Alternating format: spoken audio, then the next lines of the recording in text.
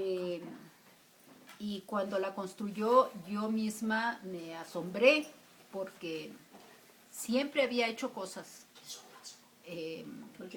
Era una artesana muy sobresaliente, es decir, lo mismo tejía, bordaba, tejía gancho, tejía con las agujas, bordaba, cosía y escribía poesía.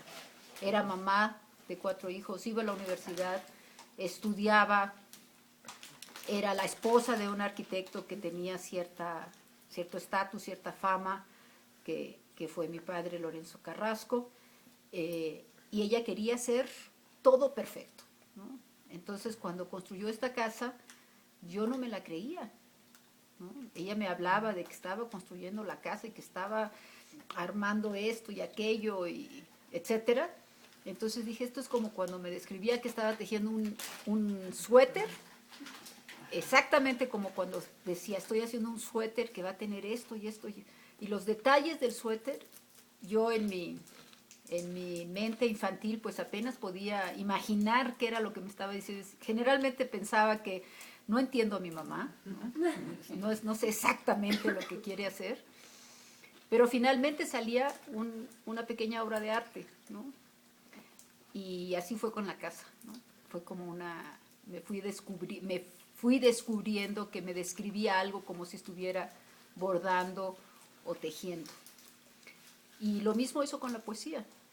Ella podía escribir de la noche a la mañana un libro entero de la fuerza que tenía, la energía que tenía, y la necesidad enorme de comunicarse. Creo que su gran frustración en la vida fue sentir que no se comunicaba y encontraba de todas las maneras posibles decir quién era. Y creo que la obra poética es lo que logra. Habla por ella. Habla por ella. Ahí está ella y espero que podamos esta noche recordar algunos de sus mejores poemas. Y muchas gracias por estar aquí, porque aquí hay quienes, especialmente estas 5 personas, Paquita, Andrés, Adriana, Stephanie y la Carrasco, que es mi tocaya, que son 5 personas que realmente reconozco que pudieron relacionarse con ella de una forma personal y artística y poética. Entonces les agradezco que estén aquí. Gracias. He querido que esta reunión pues sea en torno a ella. Como dijo Andrés, el instante que se convierte en una eternidad que no va a olvidarse, que no va a pasar, no importa lo que ocurra con lo material. ¿No? Así que aquí estamos. Nos gustaría mucho que les platicaras esta otra parte de Norma, del activismo, de esa Norma que era movidísima, que tenía muchísimas ideas, crítica, polémica. Bueno, yo creo que la controversia nació con ella, o vino con ella, vino en el paquete. Ella no podía vivir sin controvertir, como una forma de indagar, ¿no? Yo creo que en eso era muy platónico, aunque se distinguió por ser más que polémica, ¿no? Y cuando nosotros fuimos pues niños, ella, además de estudiante universitaria, sí, ya había pasado por intentar ser matemática, tenía una mente matemática sobresaliente.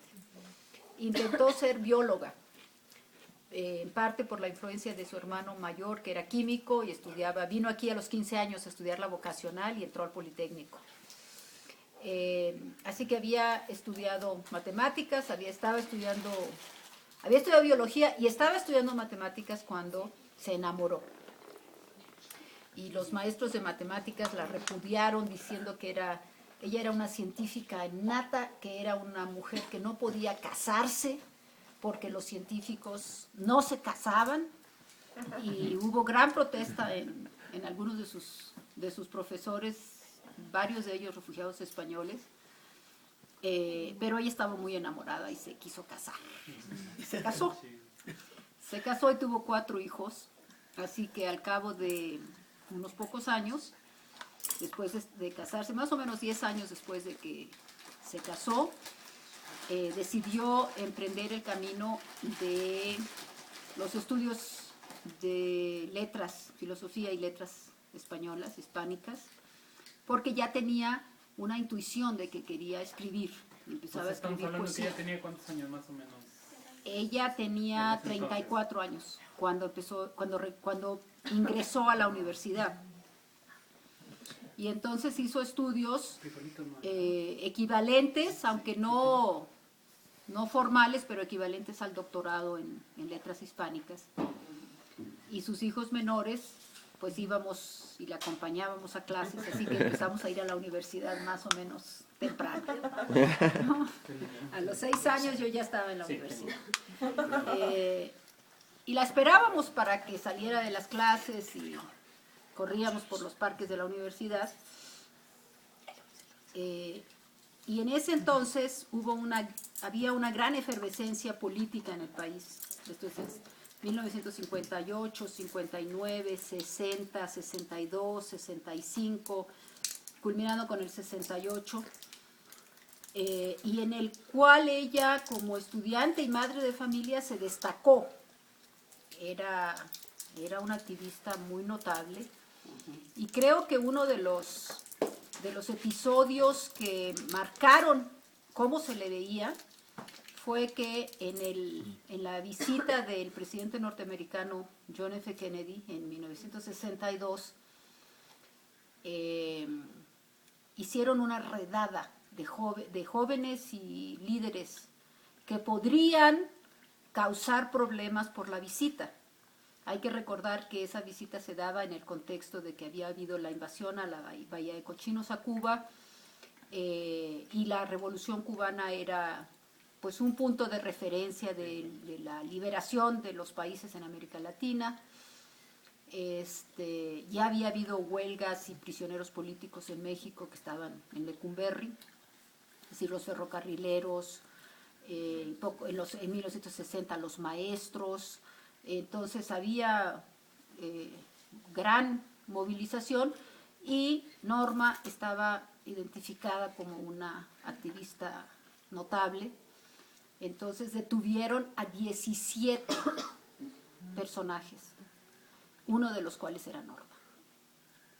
Una de 2 mujeres, la otra era una madre de familia también, que estudiaba leyes y de la cual eran muy amigas, ¿no? Las 2 eran muy amigas.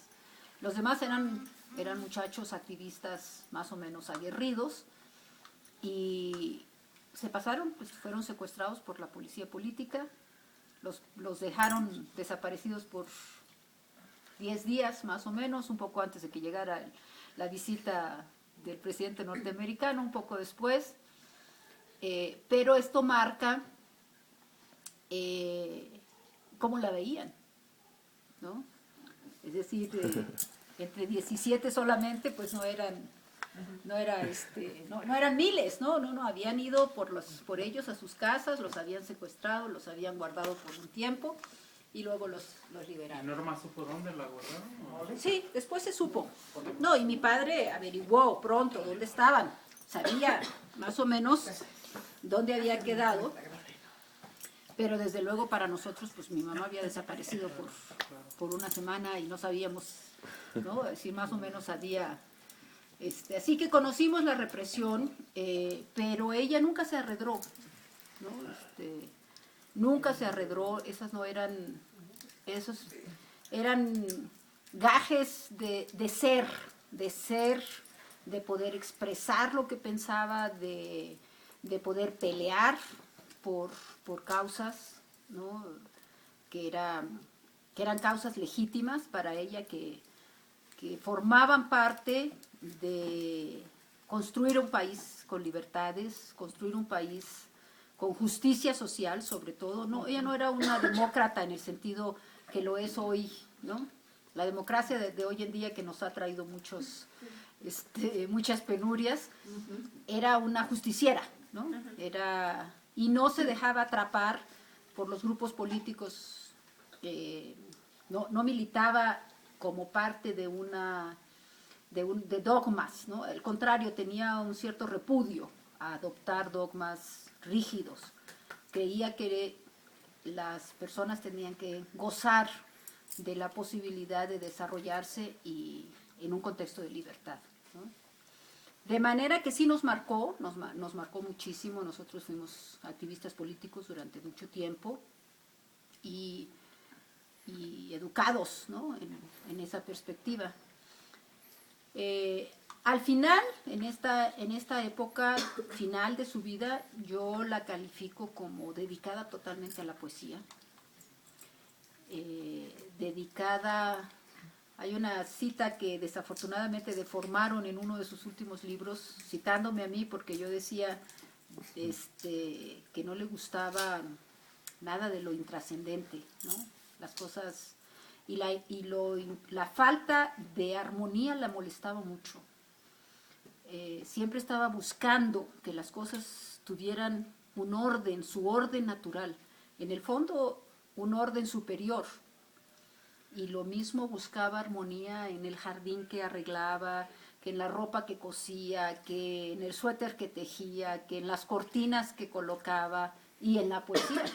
Creo que ahí se reflejó en quienes la conocieron este afán de que las cosas tuvieran armonía. No quiere decir una perfección tiesa, quiere decir una perfección interior, una perfección, ¿no? Una búsqueda, aún sabiendo que no hay nada perfecto, pero una búsqueda de que las cosas tuvieran congruencia.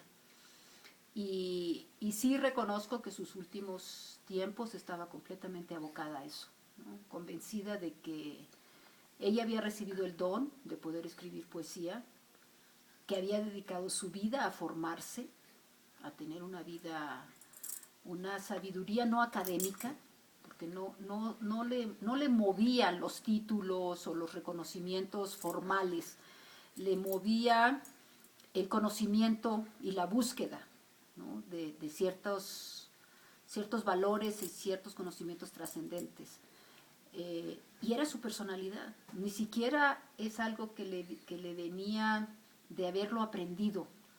Se mantuvo coherente consigo misma durante la vida, básicamente la vida entera.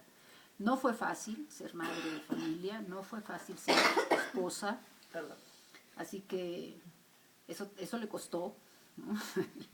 Le costó el amor, la frustración cuando se separó de mi papá, cuando mi padre murió, etc. Pero su búsqueda como persona, esa nunca la abandonó. Creo que ella murió con una dignidad enorme. Yo le doy gracias a Dios de que no se deterioró, si su muerte fue muy rápida, fue totalmente autónoma hasta el último minuto, no hubo necesidad de que la estuviéramos atendiendo, ¿no? Ella subía y bajaba las escaleras cuando lo deseaba, y se mantuvo con una fortaleza que de verdad... y su lucidez. Sí, y la lucidez, mental. Porque no perdió en ningún momento la lucidez. Tuvo mucho miedo de morir, pero en el último momento aceptó también. Aceptó, sí. Aceptó y se fue muy tranquila. Su única súplica, y en este contexto es muy útil mencionarlo, es que por favor no dejáramos de publicar lo que había dejado sin publicar, que está escrito. No hemos podido mover eso, pero sé que ustedes son parte de un equipo para hacerlo, para llevarlo adelante. Yes.